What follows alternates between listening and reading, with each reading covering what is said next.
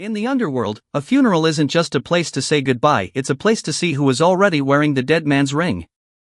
Don Marizo knew his empire was leaking from the inside, but he didn't go looking for the traitors. He simply invited them to watch him die. While his doctors whispered about a failing heart, Marizo was leaning into the darkness, listening to the footsteps of the men who couldn't wait to bury him. This is the story of the man who faked his own end to see who was brave enough to start the beginning of his downfall. Before we continue into this fascinating story, please like, subscribe and comment, it will enable us to produce more exciting stories. The room was filled with the smell of expensive cigars and aged wine, but the air felt heavy, like the moments before a massive storm. Don Marizo sat at the head of the long mahogany table, surrounded by the men he had built into kings. For decades, Marizo had been the anchor of this family. He was the man who turned street corners into gold mines and kept the peace when blood threatened to boil over. But tonight, he wasn't eating. He sat perfectly still, his eyes scanning the faces of his captains. He could feel it, a subtle shift in the room. It was in the way his nephew, Luca, wouldn't meet his gaze, and how his oldest friend, Fernando, kept checking his phone under the table. The loyalty that had once been as solid as concrete was starting to crack. Marizo knew that power was like oxygen. The moment people thought it was running out, they would start gasping for it. Halfway through the main course, Marizo's hand began to shake. He reached for his glass of water, but his fingers slipped. The glass shattered against the floor, the sound echoing like a gunshot. The table went silent. Marizo clutched his chest, his face turning a ghostly shade of gray. He tried to speak, but only a raspy wheeze came out. "Don Marizo!" Luca shouted, but he didn't move to help. He just watched. Marizo tumbled forward, his forehead hitting the table with a dull thud. The chaos that followed was a blur of shouting and heavy footsteps. Bodyguards rushed in, and a private medical team already on standby for this very moment began barking orders. They loaded Marizo onto a stretcher, his eyes rolled back, his body limp. As they wheeled him out of the room, the doors swung shut behind them. For a few seconds, there was total silence in the dining hall. Then, slowly, the men began to sit back down. They didn't look sad. They looked like men who had just won the lottery and were trying to figure out how to spend the money. The trap was set. The lion was dead, and the rats were finally ready to play. The hospital wing was silent, but it wasn't empty. Marizo lay in a bed draped in white, his face covered by an oxygen mask that hissed with every artificial breath. To anyone looking through the small glass window in the door, he looked like a man on the brink of the afterlife. But beneath the layers of blankets, Marizo was as sharp as a razor. He was in a room he had built years ago for this exact purpose, a fortress disguised as a sick ward. In the small, darkened room directly behind the headboard, a wall of monitors flickered to life. Marizo wasn't just lying there, he was listening. Every corner of the suite was bugged with microphones that could pick up a heartbeat, and the cameras were hidden in the very heart of the smoke detectors. The first visitor arrived just after midnight. It was Fernando. For 20 years, Fernando had been Marizo's right hand, the man who handled the accounts and knew where every body was buried. Fernando walked to the side of the bed and stood there for a long time, looking down at Marizo's closed eyes. He didn't offer a prayer or a word of comfort. Instead, he pulled out a small notebook and began writing down the serial numbers of the private keys Marizo kept in a small safe disguised as a clock on the wall. "You stayed too long, old friend," Fernando whispered, his voice cold and devoid of the warmth he had shown at dinner. "You should have retired while you still had your dignity. Now, I have to clean up your mess." Fernando picked up the phone in the room and dialed a number Marizo didn't recognize. "He's fading," Fernando said into the receiver. "Tell the others to meet at the warehouse by 2 a.m. We don't wait for the funeral to take what's ours." Marizo watched the screen from his hidden vantage point, his jaw tightening. He had hoped Fernando would be the one to stay loyal, but the information vacuum was doing its job. The greed was coming out, and the man he called a brother was already selling his soul for a bigger piece of the pie. The watch continued, and Marizo waited for the next rat to step into the light. The warehouse on the edge of the city was cold and smelled of damp concrete and old oil. It was the kind of place where business was done away from prying eyes, but tonight, the atmosphere was different. It felt like a celebration. A large table had been set up in the center of the floor, and the men who used to tremble at the mention of Marizo's name were now laughing and pouring expensive whiskey. Fernando sat at the head of the table, already acting like the new king. He threw a map of the city's shipping docks onto the table. Marizo was finished, he told the group, his voice echoing off the high steel rafters. The doctors say he won't last the night. That means the docks, the trucking routes, and the casinos are up for grabs. We aren't here to mourn, we're here to divide the spoils. Luca, Marizo's nephew, leaned forward. He didn't look like a grieving relative. I want the northern routes, he demanded, his eyes wide with greed. My uncle was too soft. He wasted time negotiating when he should have been taking. I'm tired of waiting for my turn. The men began to argue over the map, their voices rising as they fought over the territory Marizo had spent 30 years protecting. They talked about him as if he were already in the ground. They mocked his rules, his codes of honor, and his insistence on loyalty. To them, Marizo was just a ghost, an old man who had held them back from making real money. None of them noticed the small, black lens of a camera tucked into the shadows of the ceiling. None of them realized that every word, every boast, and every betrayal was being fed directly to the man they were laughing at. As the night went on, the vultures' banquet grew louder. They felt untouchable. They thought they were building a new world, but all they were doing was digging their own graves in front of a hidden audience. The feast was in full swing, but the bill was about to be served. The hospital was eerily quiet as the clock struck 3 in the morning. Inside the private suite, the only sound was the steady, rhythmic beep of the heart monitor. Marizo remained motionless, his face hidden behind the plastic oxygen mask. The door creaked open, and a single figure stepped inside. It was Luca.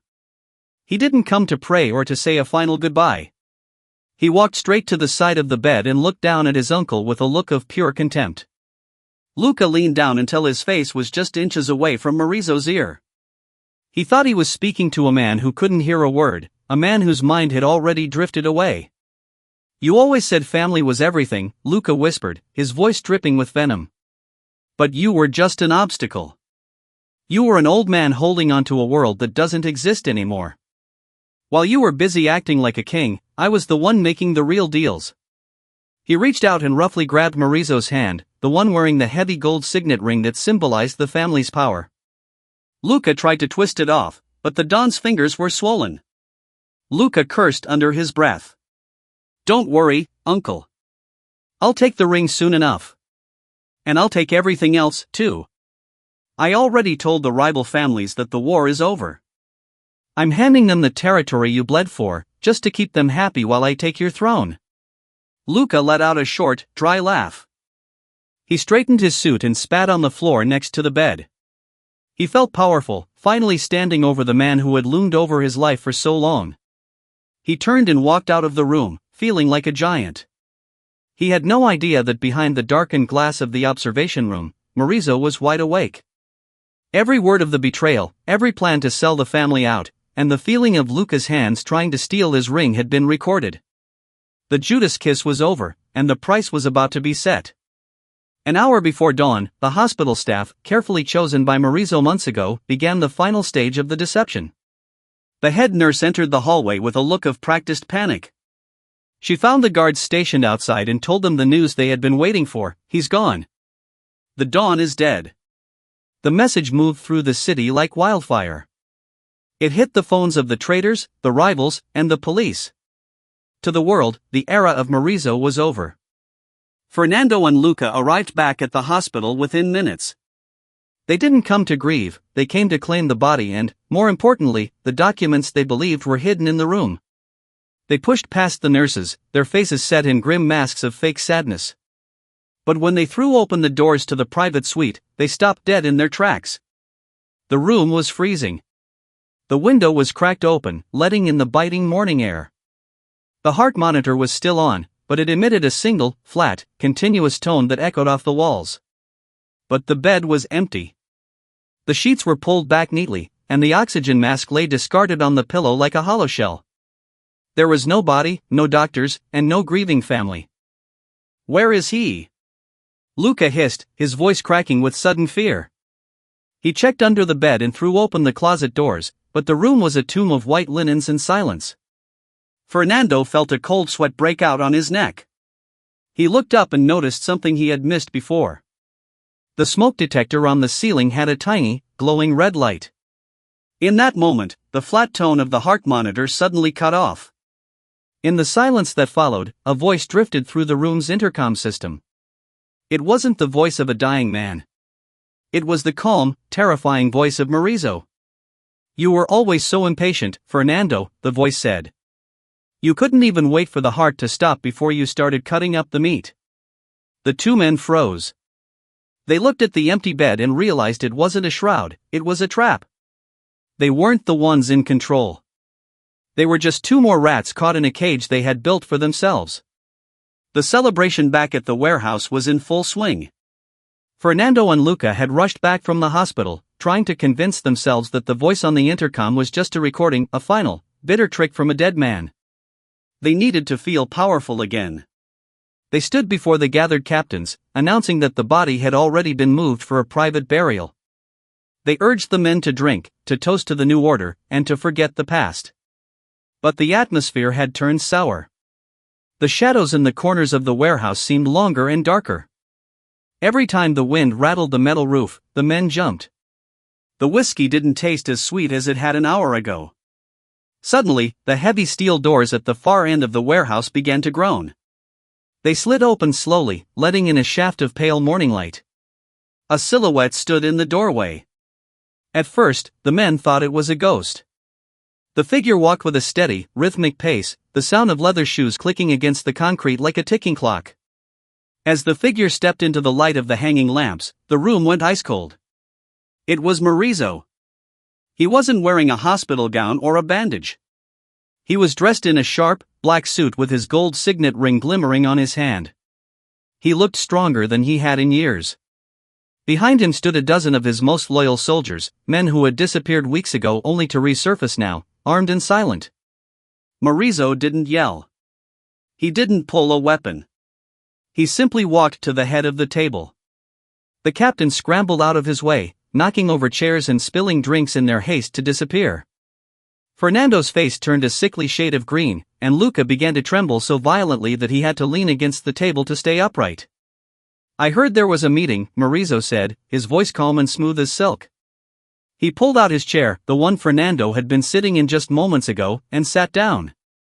"I hope I'm not too late to hear the rest of the plans for my empire." Marizo sat at the head of the table, resting his hands flat on the mahogany surface. The silence in the warehouse was so heavy it felt like it was crushing the air out of the room.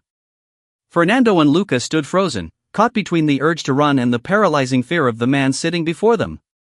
Marizo reached into his pocket and pulled out a small, silver digital recorder. He placed it in the center of the table and pressed play.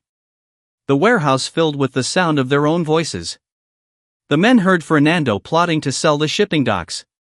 They heard Luca's venomous whispers from the hospital bedside. They heard every laugh, every insult, and every plan to dismantle the family. As the recording played, the other captains in the room lowered their heads. They realized that Marizo hadn't just faked an illness, he had conducted a total audit of their souls. "Loyalty is a word many of you use, but very few of you understand," Marizo said, his voice cutting through the recording. "You thought the crown was heavy because of the power. It's heavy because of the eyes that are always watching. I gave you everything: names, money, and protection. And in return, you gave me a shovel." He looked at Fernando. 20 years, Fernando. I treated you like a brother. But it turns out you were just waiting for a funeral." Then he turned his cold gaze to Luca. "And you, my own blood. You couldn't even wait for the body to be cold before you tried to steal the ring from my hand." Marizo stood up slowly. He didn't need to give an order. His loyal soldiers stepped forward, surrounding the table. The traitors realized there would be no more deals and no more second chances. Marizo walked toward the exit, not looking back at the chaos he was leaving behind. He had lost a nephew and a friend, but he had saved his empire from the rot. As he stepped out into the fresh morning air, the sun was finally rising. The lesson was over, The only way to truly lead is to know exactly who is standing behind you when you close your eyes.